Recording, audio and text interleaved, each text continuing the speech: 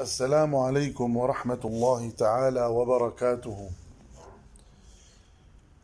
عن طلحة بن عبيد الله رضي الله عنه أن النبي صلى الله عليه وسلم كان إذا رأى الهلال قال: اللهم أهله علينا بالأمن والإيمان والسلامة والإسلام، ربي وربك الله، هلال رشد وخير. رواه الترمذي وقال حديث حسن.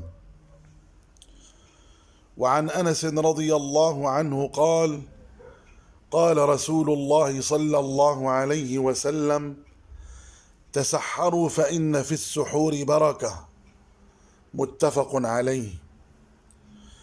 وعن سهل بن سعد رضي الله عنه أن رسول الله صلى الله عليه وسلم قال: لا يزال الناس بخير ما عجلوا الفطر.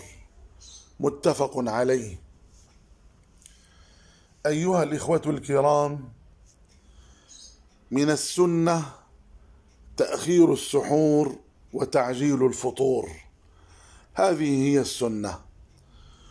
وهناك أمر ينبغي أن ننبه الناس عليه، ألا وهو الإمساك والإفطار، وخاصة الإمساك عن الطعام والشراب وعن جميع المفطرات.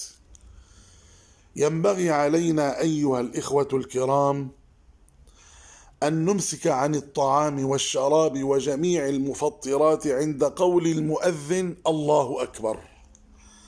إذا قال المؤذن الله أكبر ينبغي علينا أن نمسك عن الطعام والشراب وعن جميع المفطرات. وكذلك الإفطار أيها الإخوة، لا نفطر إلا عند قول المؤذن الله أكبر، لأن كثيرا من الناس أيها الإخوة وخاصة عند السحور نراهم يؤذن المؤذن ولا زالوا يأكلون ويشربون، وهذا خطأ شائع بين الناس أيها الإخوة. والصواب ما قلناه لكم والله أعلم. جعلني الله وإياكم من الذين يستمعون القول فيتبعون أحسنه. والسلام عليكم ورحمة الله تعالى وبركاته.